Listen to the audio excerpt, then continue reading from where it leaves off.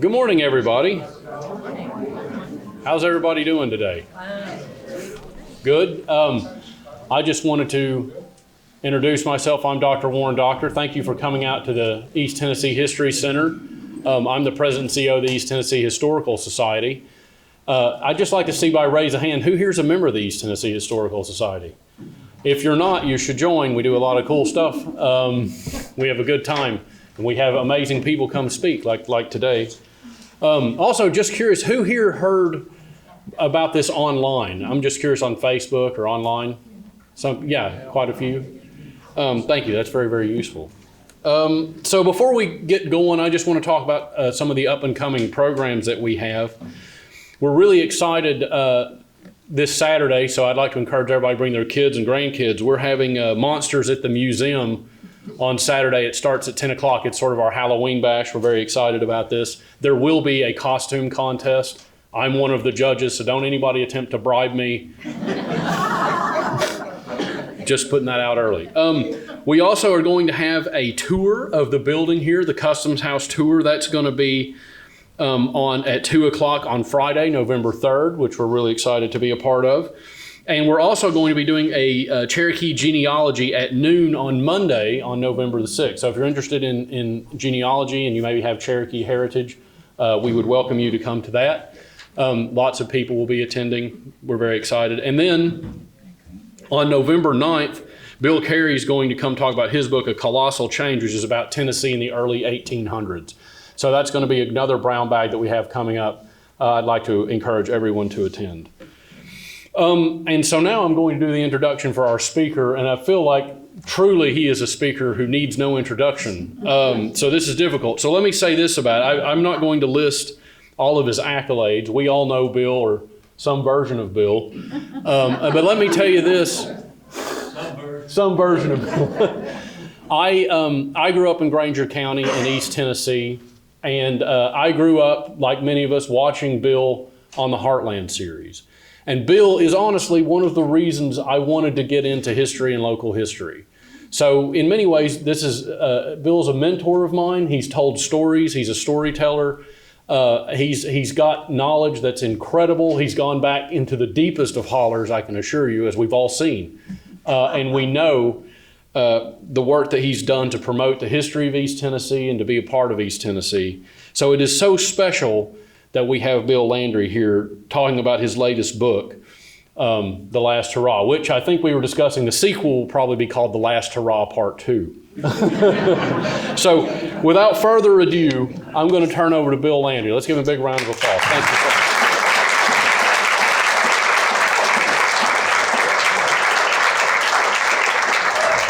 Bill, thank you. Thank you all for coming. And it's so good to see so many people that worked on it. Just think about it a second. We did 2,000 shows and 50 people helped on each show. That's just the staff. We don't have a staff. We got 3 people, but we had 5 at one time. And we, but imagine, how many people have helped on these shows. And that's why I guess it's so dear to many, many people. And it's just wonderful to get to, just think about what I got to eat. We had turtle. I don't think I ate a bird. I know William Bartram, the great flower hunter, the pilot show for the Heartland series. He said the best thing he ever ate was a whooping crane. And so we don't know what that tastes like. And they better not catch you eating it either. So, but, I like to start off with, we can talk about anything you want. We're going to have at least 20 minutes at the end for questions, and we'll get into whatever you want to get into, because there's a lot of things happened in East Tennessee, of course, like the rest of the world. And it's been our great pleasure to get to figure out how they happened and what it took and all that. We spent a lot of time in language, and we were just talking about language that I was able to introduce people. And I was just thinking about my English teacher John Tinkler was a linguist, and he got me through my English finals at the University of Chattanooga, and we in finishing to graduate with an English degree, I had to pass these comprehensive exams. And at the same time, we had a big riot in Chattanooga where the Heartland, they weren't the Heartland people, the Harlequin Players, a theater group I was in, we were doing plays around the city all summer for 2 years. And the second year, we happened to go to Alton Park, which is the foot of Lookout Mountain in Chattanooga, and it's the ghetto, there's the projects, and that's what we did all summer, is do plays for children. And it just happened to be that was the same day that this Black Panther group was meeting there, and they didn't want us there. We wanted to leave, but our director and their director didn't want us to leave, and we went ahead and started the play, but we didn't get but about 5 minutes into it when all hell broke loose. All the men were put in the hospital. We broke up all our set. That was the Harlequin riot. So that was one of my lives. Warren talked about 9 lives of Bill Landry, maybe.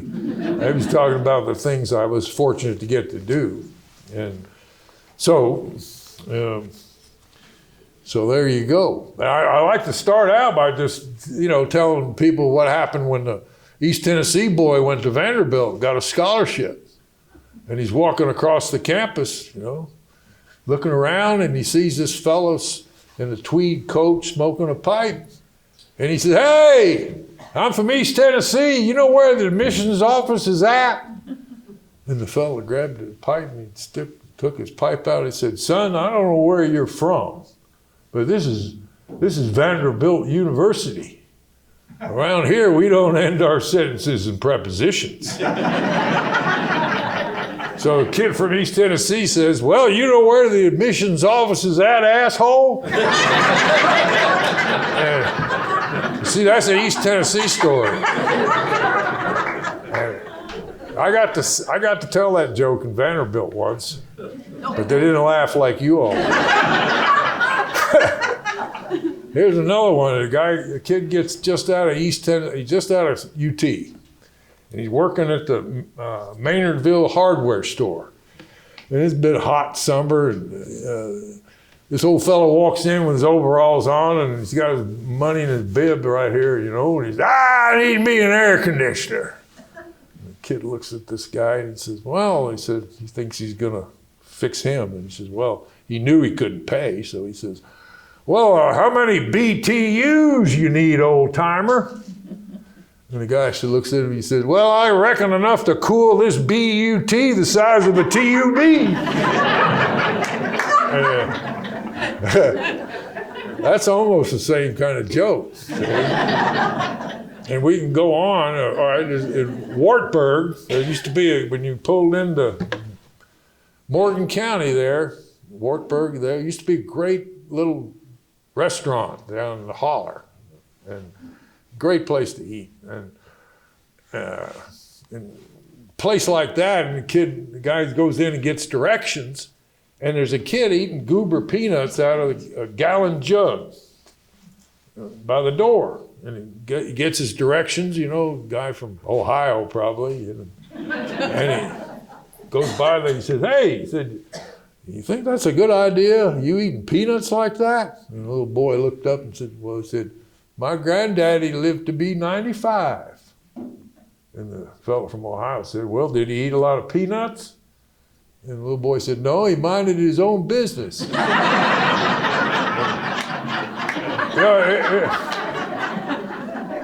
It's great what you can learn, But this is the book that I probably spent most of my life working on, probably. But I really didn't finish it until it was just in time for the pandemic. So, but anyway, irrepressible cussedness. That was one of my favorite sayings. It's just a little thing I found years ago in working on the riverboat for TVA about the folklore book, Bodkin, Southern Treasury of Southern Folklore. Said all the time there he was, playing his tricks of making a way out of no way, of hitting a straight lick with a crooked stick, winning the jackpot with no other stake but a laugh, fighting a mighty battle without outside showing force and winning his war from within. Irrepressible cussedness. It's a trait we most admire in ourselves and in our people. All the time, there he was, we most admire. It's what elevates a poor East Tennessee farm boy to frontier folk hero. It's what elevates a farmer to frontiersman, to restless warrior and wide-eyed wanderer who grew up to become king of the wild frontier. Irrepressible cussedness. And this book is 7 chapters, and it worked out where chapter 1 is the Wilderness Road and Bean Station and settlement. And the period that's always fascinated me was 1790, just before statehood, because the territory south of the River Ohio, that's what we are, Tennessee. But it wasn't called Tennessee, it was the Tennessee country. And they don't even know that the word Tennessee there's no historical there's no other proof of where it came from except for the 12 or 14 Cherokee villages along the Little T, Toqua, Tomotley, Tanasi.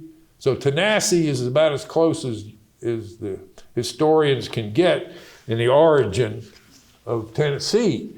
But so the first 2 adventures into this wilderness from the top of the Appalachian Mountains to the Mississippi River was that strange strip of land south of the River Ohio, Cherokee country. That was it.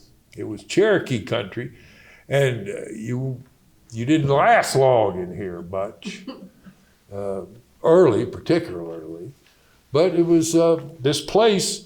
And the other thing we learned early doing the Heartland series, that's probably the most important thing you learn about doing what we learned, is this. Tennessee is blessed with an abundance of fresh flowing water. And you don't think about that, but not like any place in the world. Of course, the Appalachian Mountains and the Appalachian River was the original, what they called the Tennessee. So you got all those rivers draining the western side of the Appalachians, the Holston and the Powell and the French Broad and the Clinch, and they all come together before Knoxville. Then you got Hiawassee. Yikes. And it's all joined into the main channel by the time it gets to Chattanooga. When I was growing up, it's flooded they flooded every year. Every year we'd have big floods.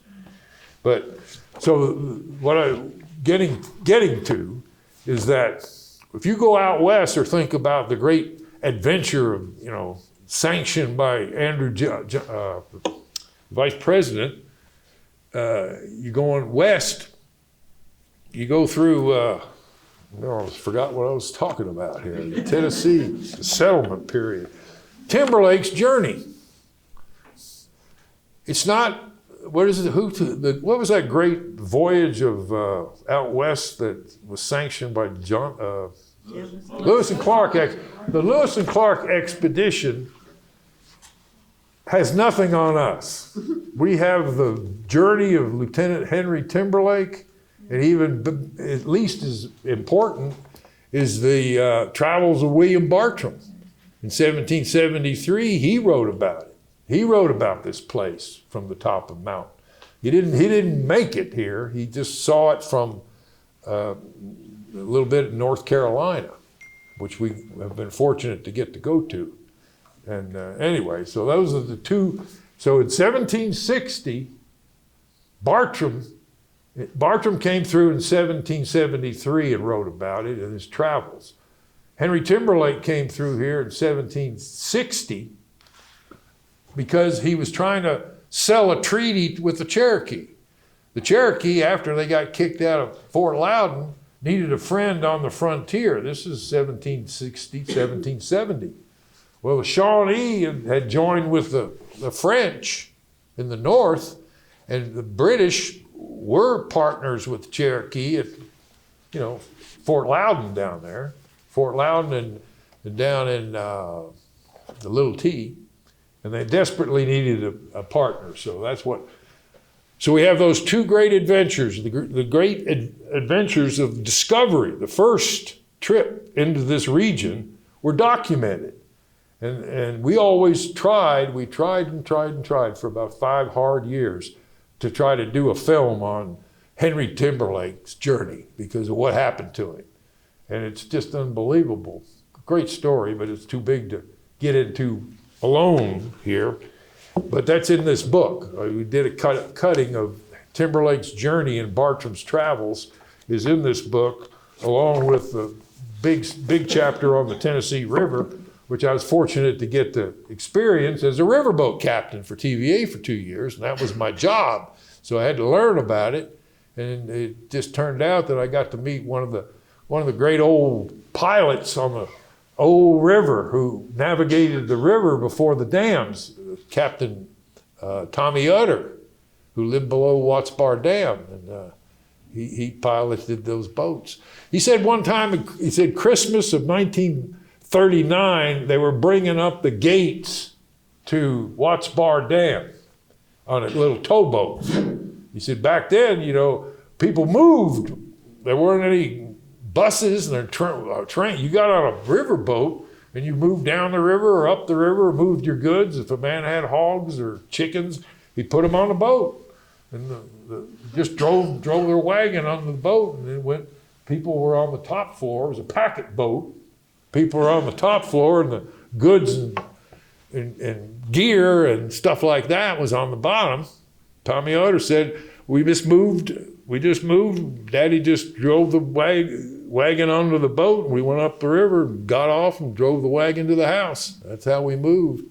But he said, and he knew all about Muscle Shoals, and all rivers got trouble, but Tennessee had more than its share. The Narrows below Chattanooga, where all that water just gushes through those big mountains, and then in northern Alabama. And Muscle Shoals was the real trouble. Before the TVA locks, there was 17 locks you had to go through to get from Pickwick, Muscle Shoals, Alabama to Chattanooga. I won't do that anymore. And in Chattanooga, but anyway, that's the great adventure of prior to, it was a different world without the dams. And that's part of this. But I wanted to read for you.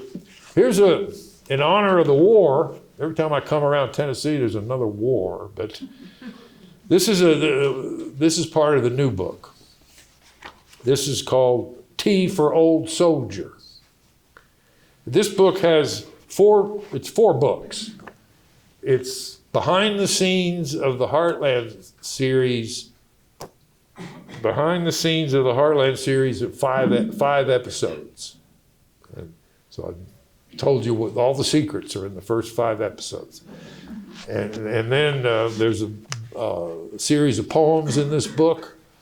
And there's a lot of short stories, and there's some theatrical plays, Einstein the Man, which I'll get into in a minute. But it starts off with this little poem. It's called T for Old Soldier. A pistol in the eye, a nightcap by and by. But the time that I recall is the night we won it all, that blessed, wretched night where Johnny lay. We took the hill at Roanoke, then fanned the flames just north of Biggio.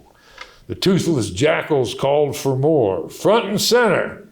Soon dark and grieving, they were buried in shallow graves. All night long it boomed and raged, little fires flickering light like the lightning bugs on a summer's eve. Explosions of death is what they were. Bodies blown skyward, scattering parts like poppies in Flanders fields or bloody Omaha, at Verdun or Quezon on the Day of Days. Screaming soldiers attack. They kill and they die. That's what soldiers do. A crumpet for you? Well, that's the end of that one. But I like that poem. Here's a short thing we did. I did this poem. This book has. I was offered the opportunity to do 200-word stories of Anderson County and Clinton, and I worked on that a pretty long time. But like Channel 10, when we do a 30-second spot or a commercial, I digress. Let me tell you this quick story. After we were doing the Heartland series for a couple, 4 years, none of us, our parents and our families of origin, knew exactly what we were doing up here.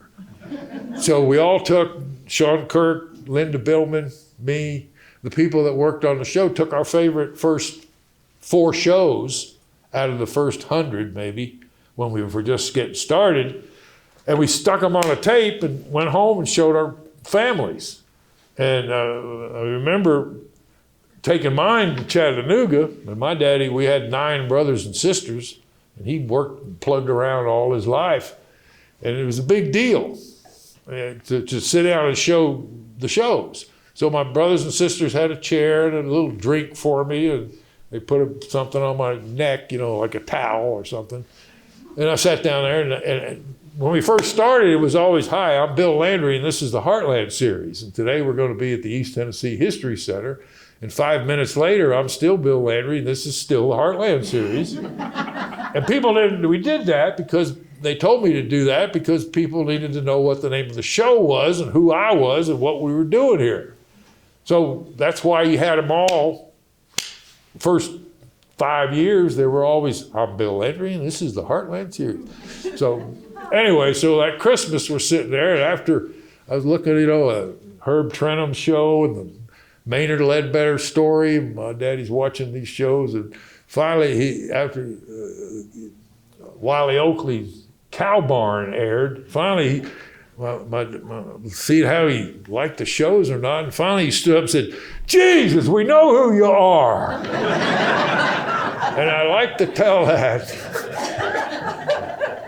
because people, what the hell, why do they keep doing that? Why are they running all the name in there? Well, and that's the reason. But it was like the other thing was we always were worried about Ohio.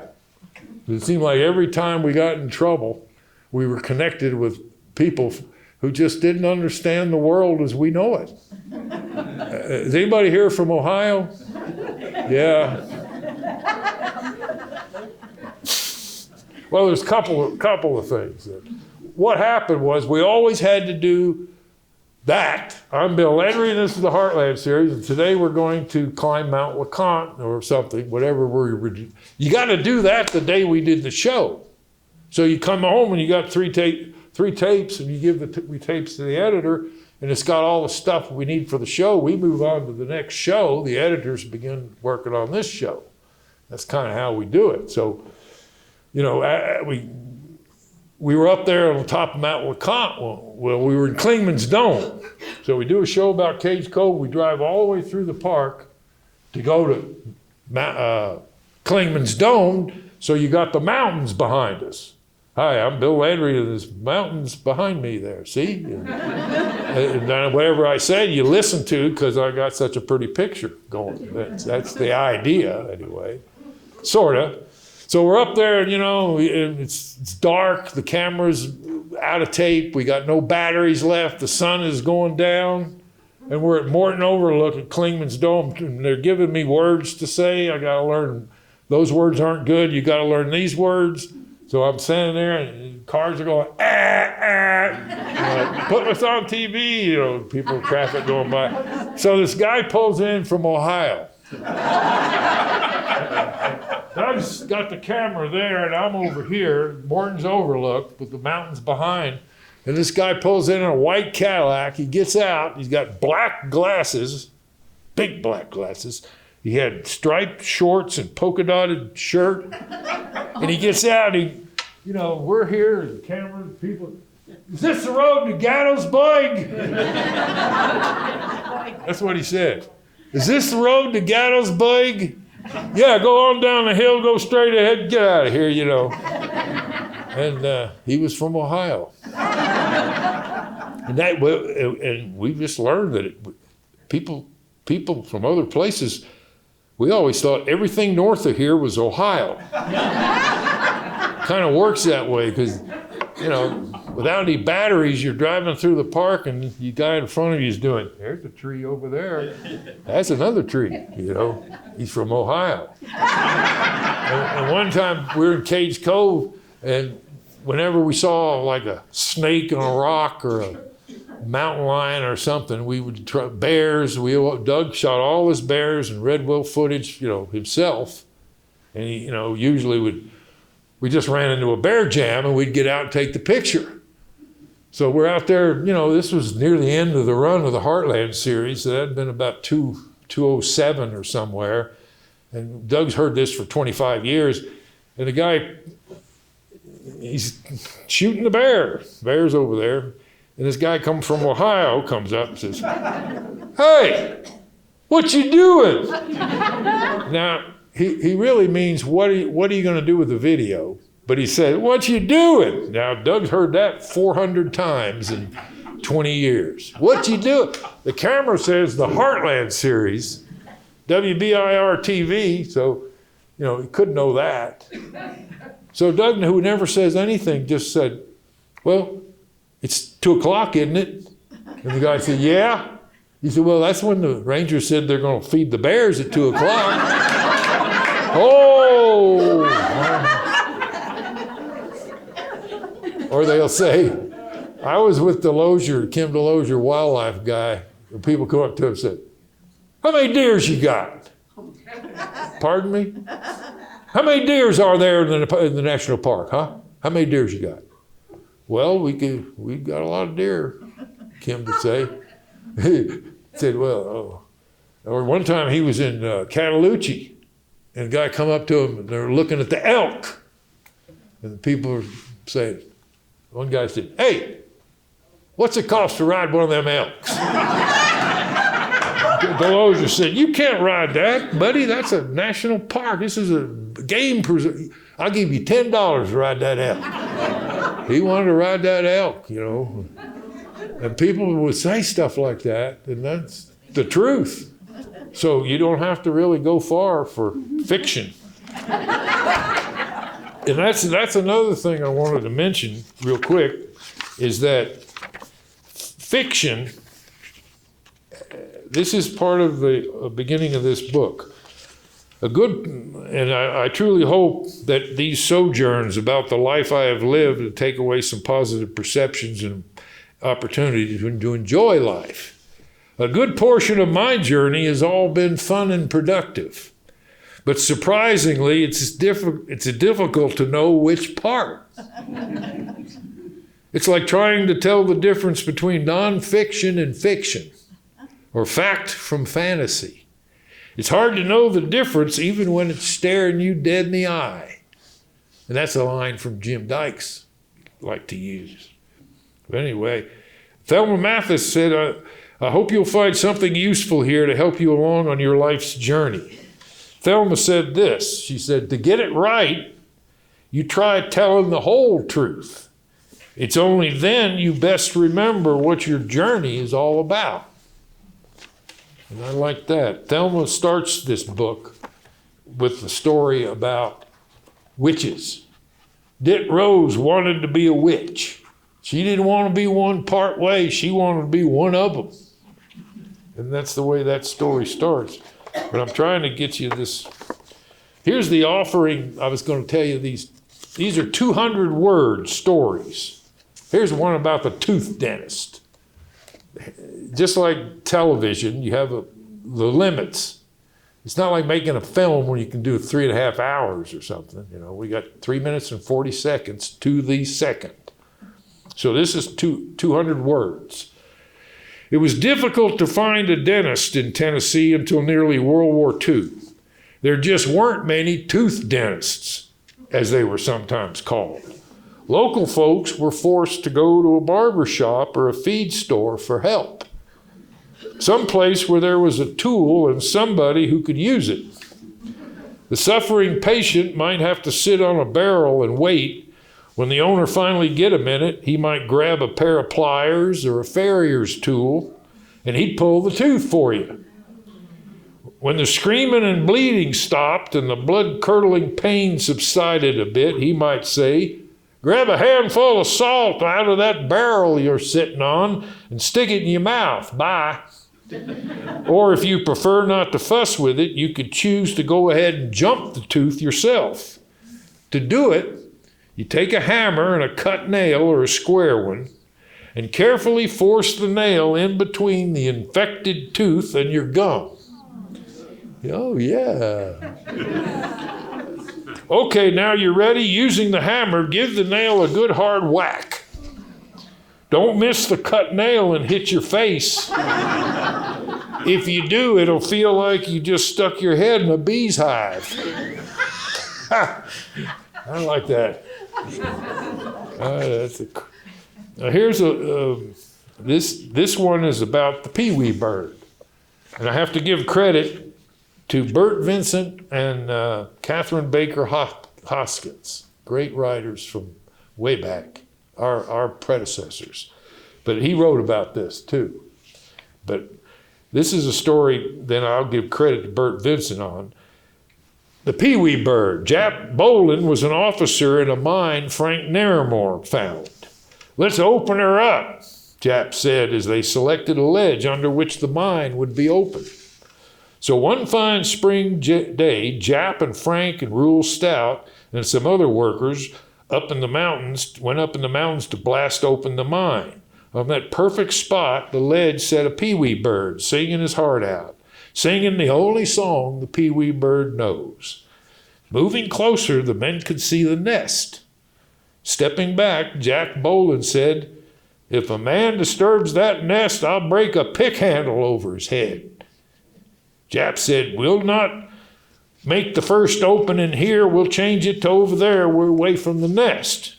Like the lumber business, digging coal is a dangerous way to make a living. Both industries helped develop the area. These jobs required strong, rough, and tumble types. But these rough men had a softer side, too. Respecting nature, even the little peewee bird reflects the honor that's shared for nature's bounty. It wasn't long until the black gold was being shipped all across the entire United States. The successful company was named the Pee-wee Coal Company. So that was Bert's work. But one more. When the government asked, this one's called the Offering of Anderson County. When the government asks, Anderson County responds. During the late 1930s, mysterious things began occurring. Suddenly, entire extended families started packing up and moving out, leaving all their homes.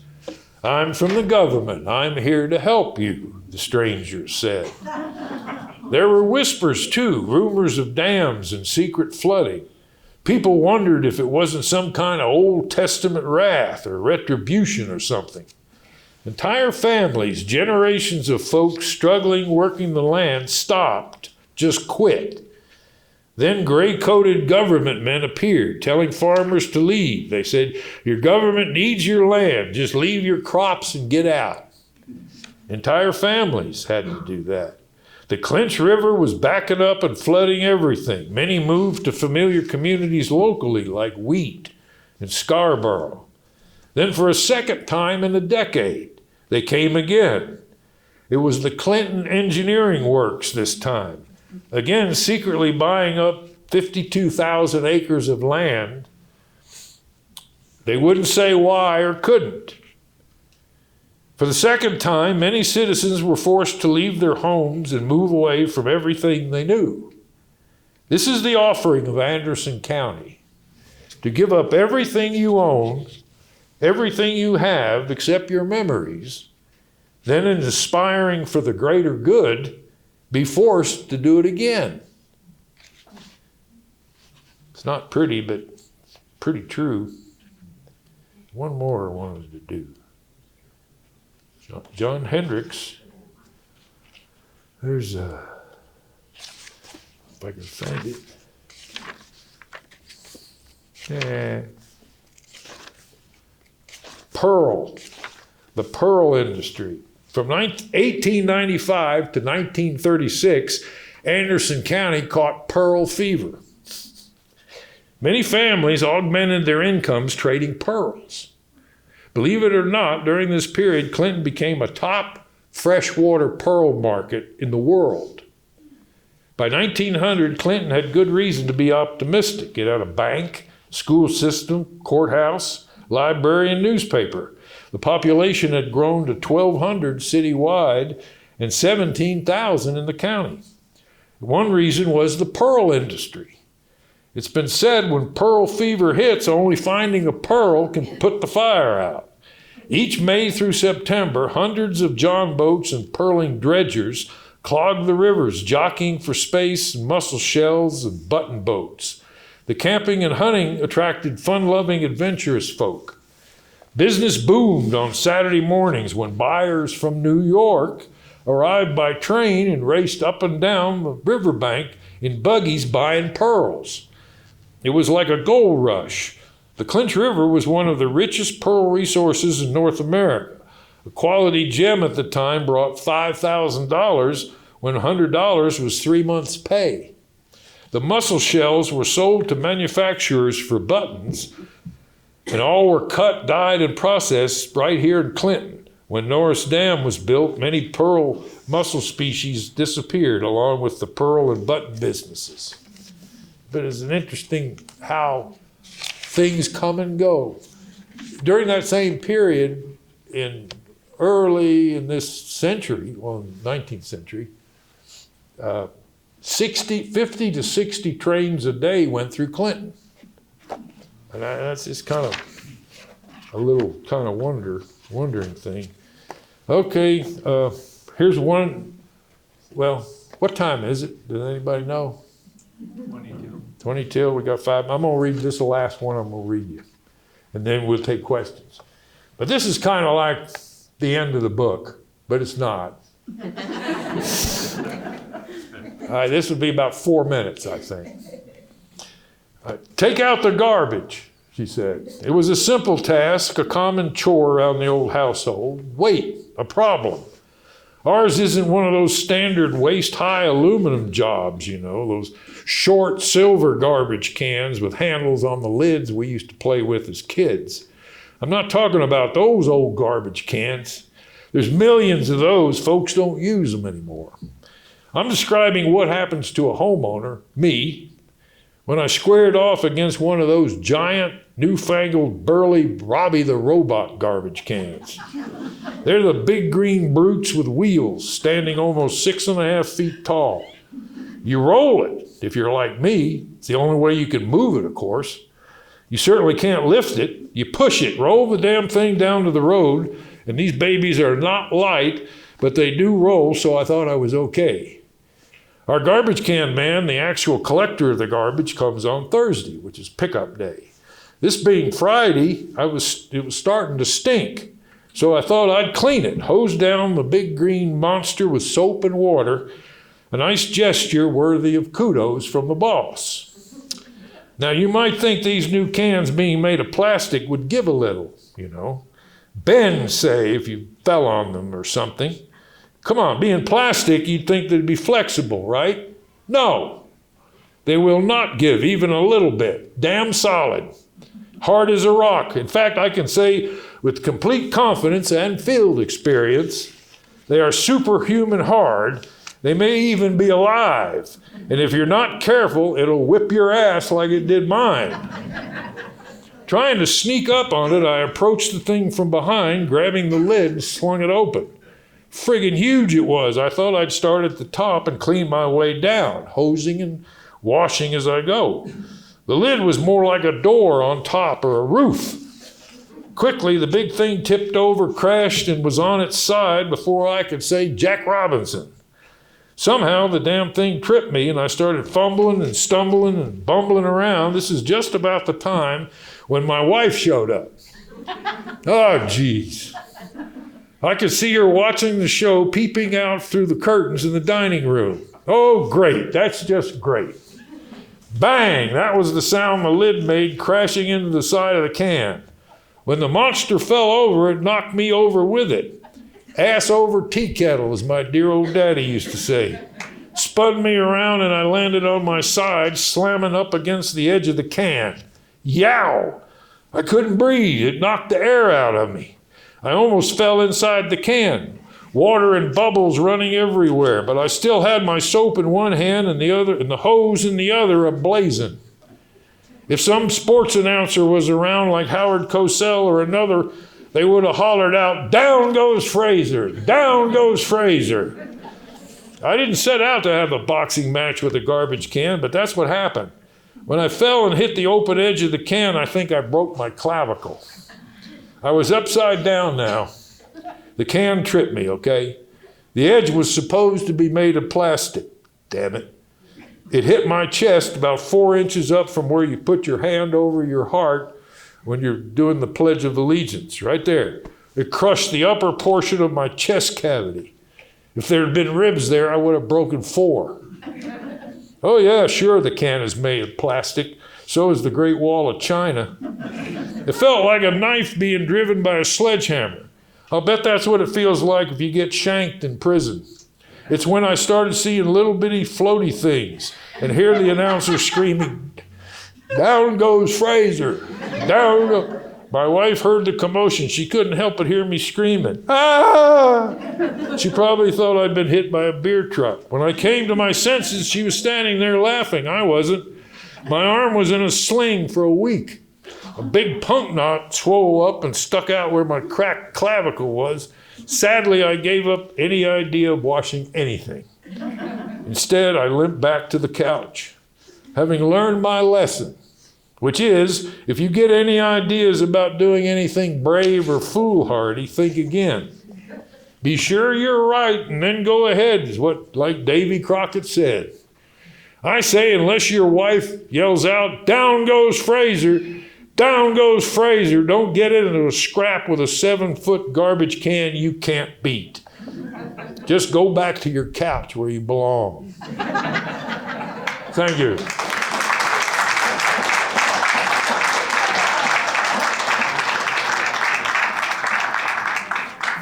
Okay. I got a lot of other stuff, but maybe we could do some questions. If anybody wants to know anything about any of those places or shows, yes, sir. Bill, where'd you grow up? Chattanooga.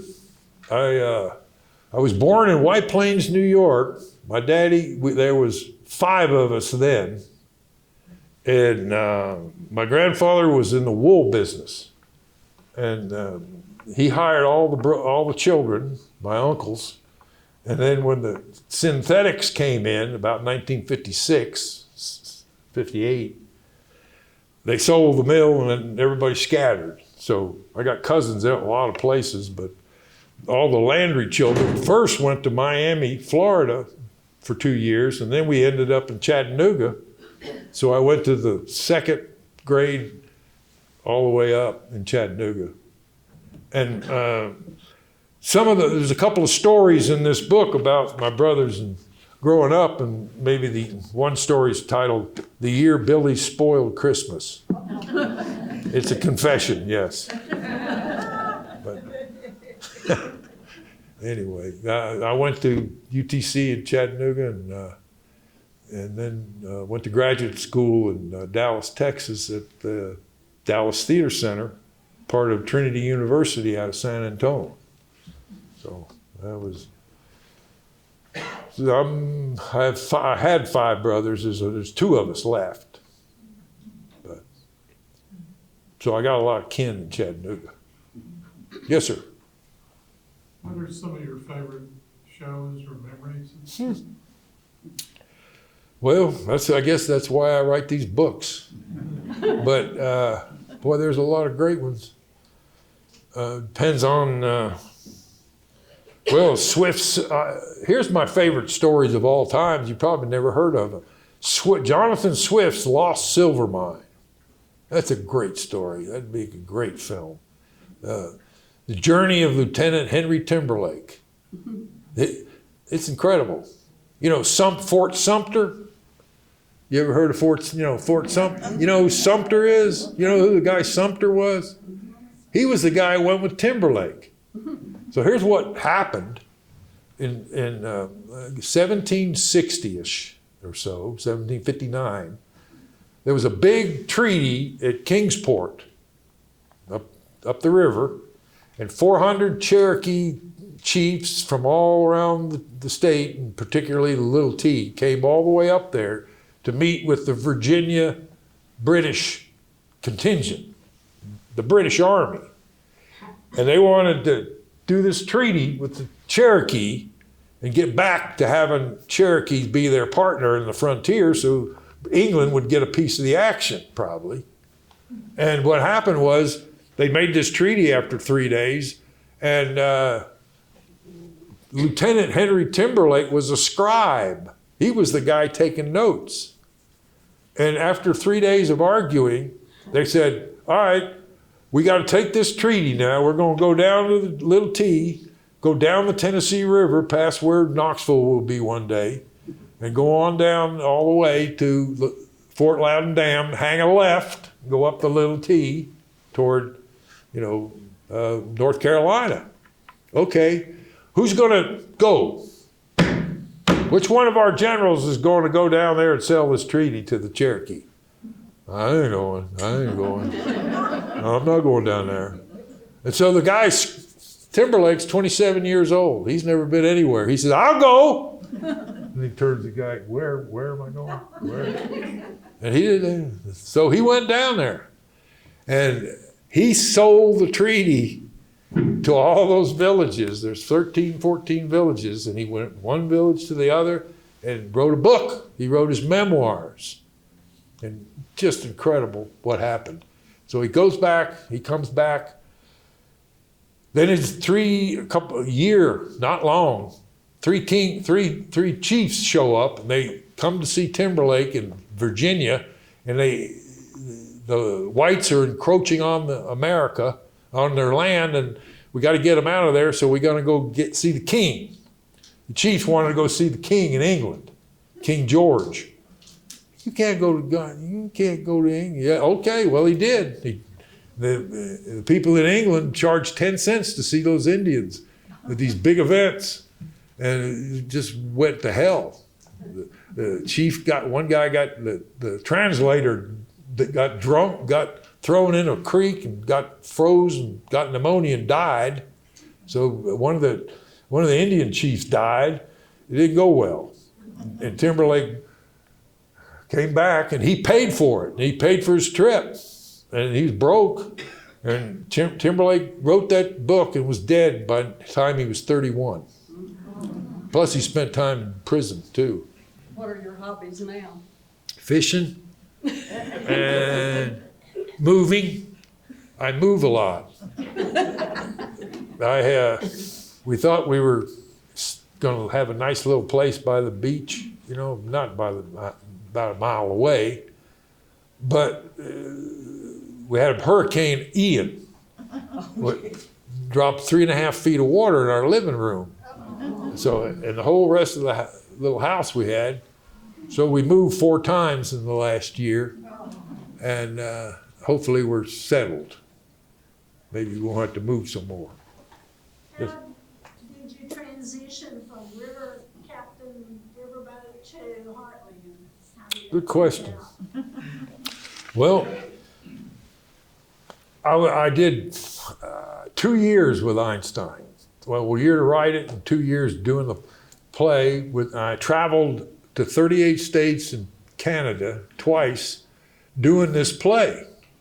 And it was produced and operated by the Oak Ridge people. At that time, they were the Oak Ridge people. They were the Museum of Science and Energy, Museum of Atomic Energy.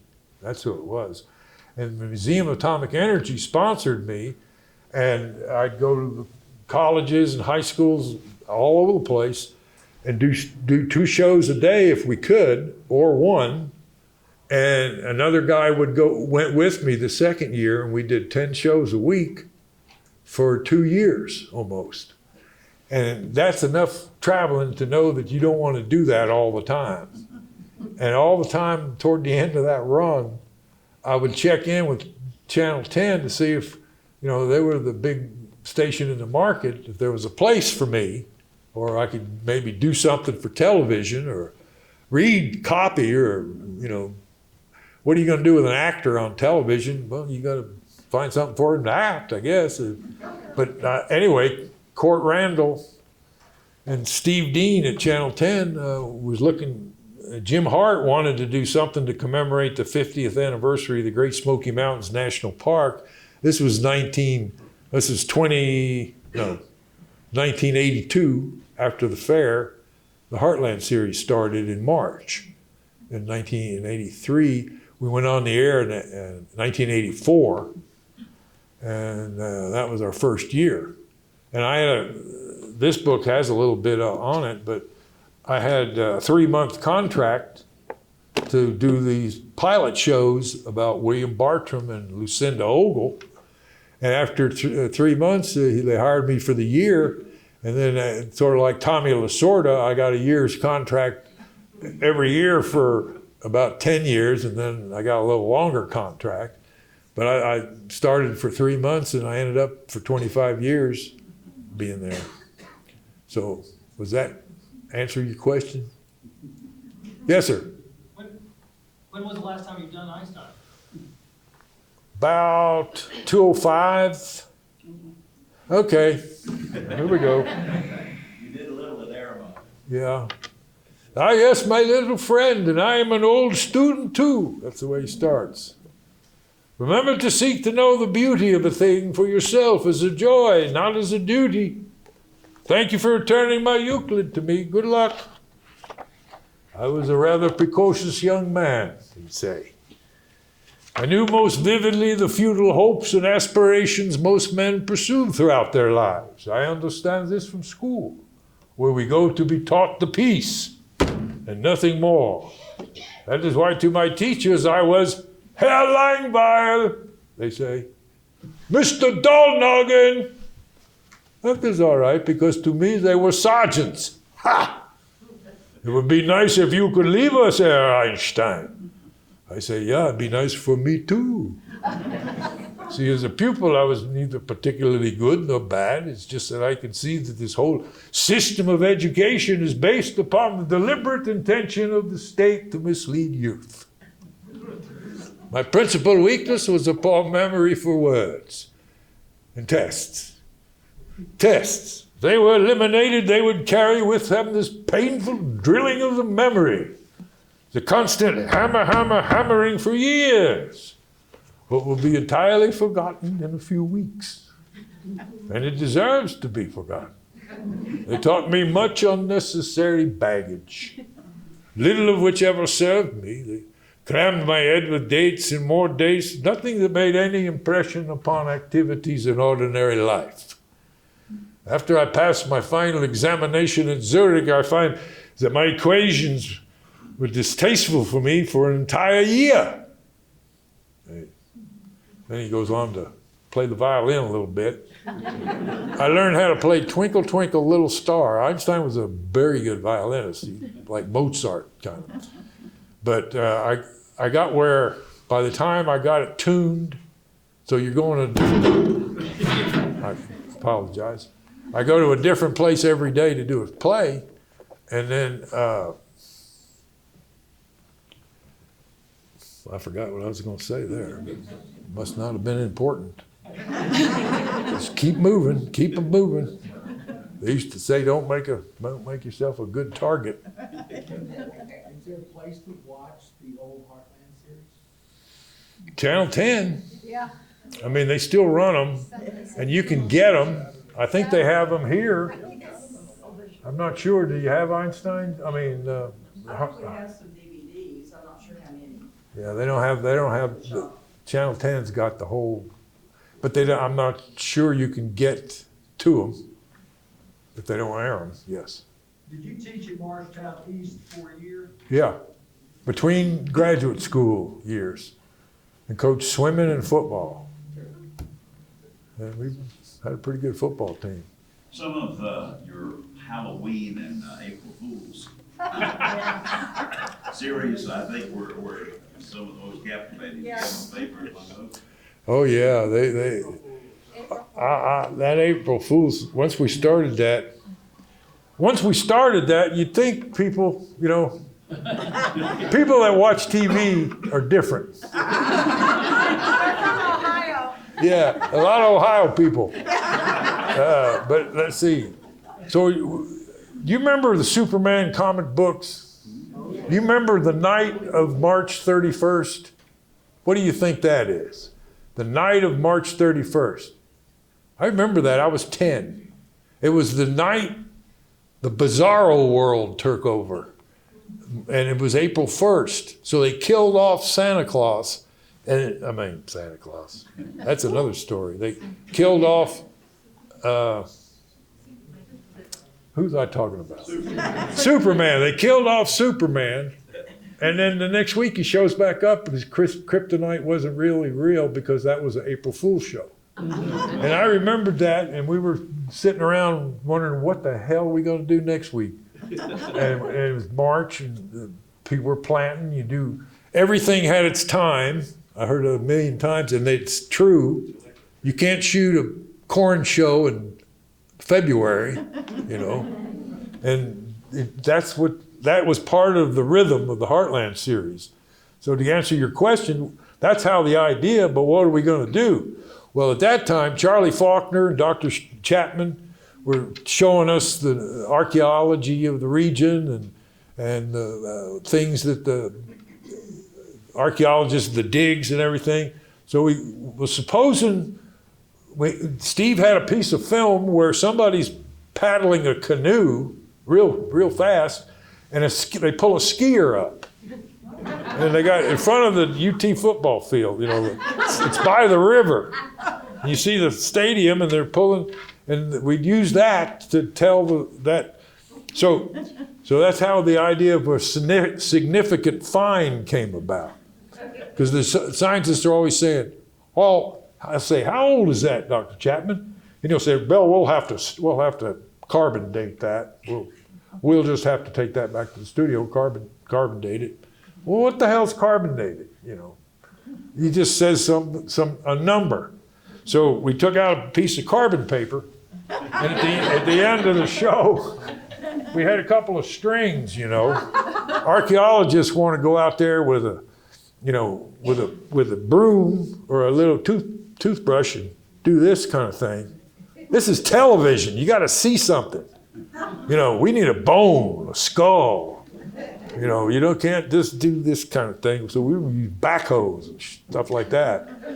But anyway, so we had this little trench dug, and strings across it, and he was from Eastern Ohio State University. The scientist, we got to go back to Ohio. And we started, and people believe that. And then we did, we do that for 10 years. You think, okay, March is here.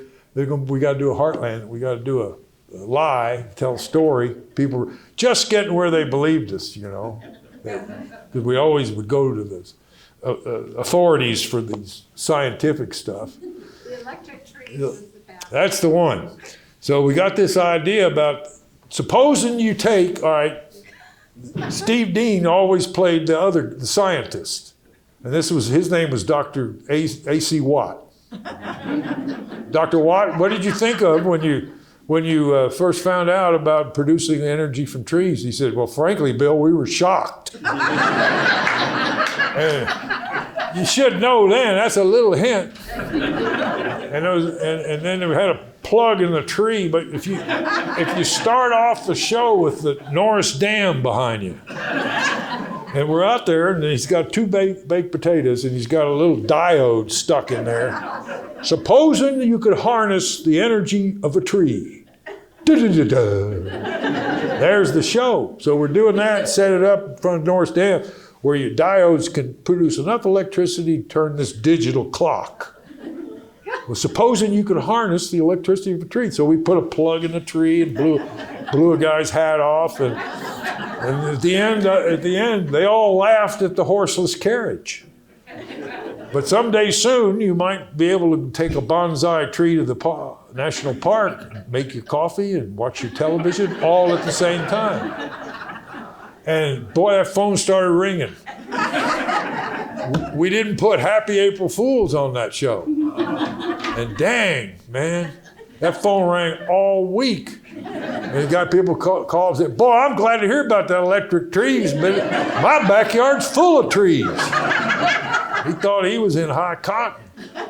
And we got a phone call from the deputy assistant manager at Los Angeles Power and Light Company. How did you hear about that electric tree business? And he said, well, somebody had a kinfolk from Maryville and called and said, you better get on this. You might miss the boat on this one. So that phone rang all week, man.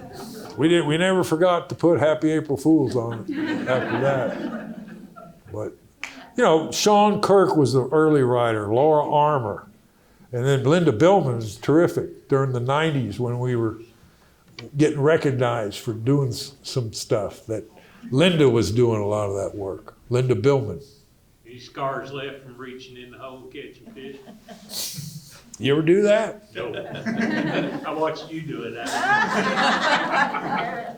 Yeah. So we call up as George Moses from down near Sweetwater.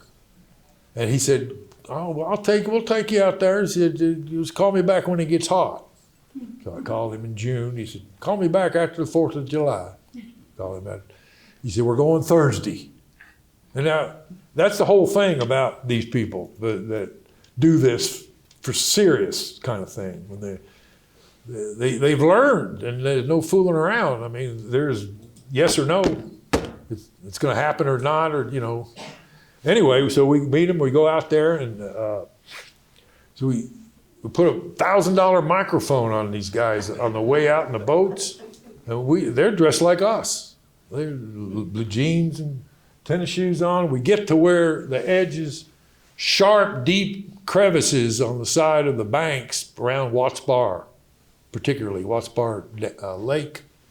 There's crevices there, and around the 10th of July, these big catfish will back up into a hole and look for a date. Spawning time in Tennessee. And they're in there, and all you got to do is stick your hand in that hole, and catfish, they don't have like fangs, or they have little tiny cilia. So they take their food and they don't chew it, they just push it down. So if you stick your hand in their mouth and don't pull out, it doesn't hurt. They got scrapes and stuff. Try that.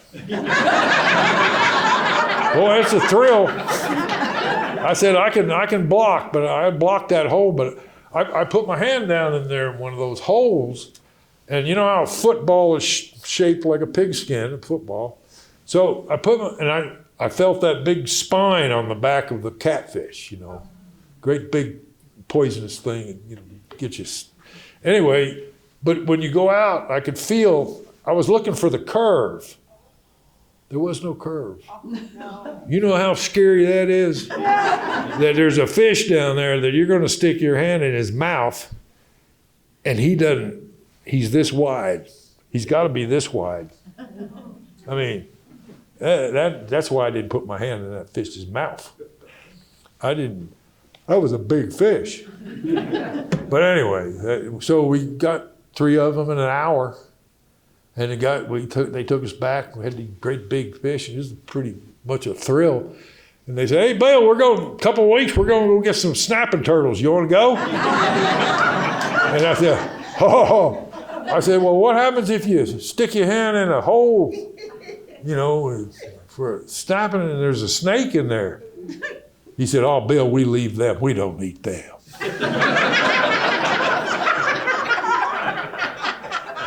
I mean, you remember you've been to a farm somewhere in the back 40 in the woods where nobody's ever gone in the last 20 years, and blueberries and huckleberries are hanging over, and that's where we went to do this.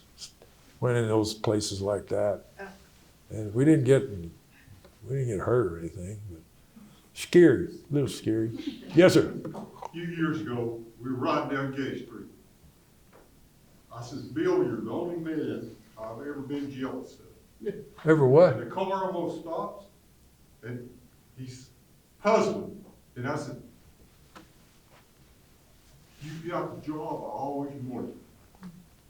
And he looks at me and he says, you know, I think you could have done that. Well, as you all have just witnessed, I ain't full of it to do that. I think I should thank you, but I don't know if I will. No, we did a show here, didn't we? Yeah, Buford did put that cabin together with the real human hair they used in the mortar, for the mortar mix. Anyway, okay. Well, I'll just leave you what Herb Trenum always said. He said, while ago's done gone. You ain't got no promise of it directly.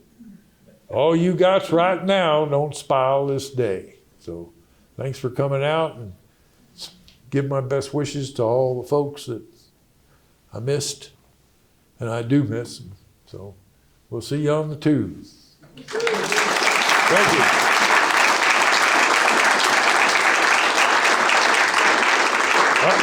I want to introduce my partner in crime here. It's the RB Summit. Give him a big hand.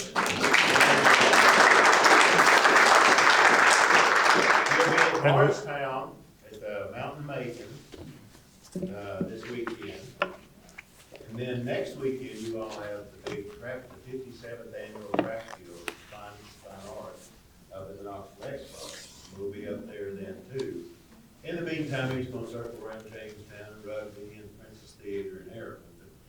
He'll be here a little while, but we've got books. His most recent book, The Last Drop, where he tells a lot of those stories that you maybe couldn't tell on TV. Even if you can't get one today, Lisa Oakley and them, Tim, they sell books in this book and When the West Was Tennessee, which is still fascinating to me, and I grew up in Sevier County.